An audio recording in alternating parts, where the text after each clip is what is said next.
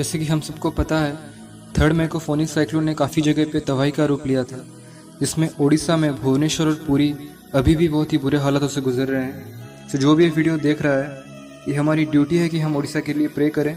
We all should stand and support for Odisha for its recovery. आप Paytm के through से भी हेल्प कर सकते हैं by sending money to chief minister relief fund in Paytm section.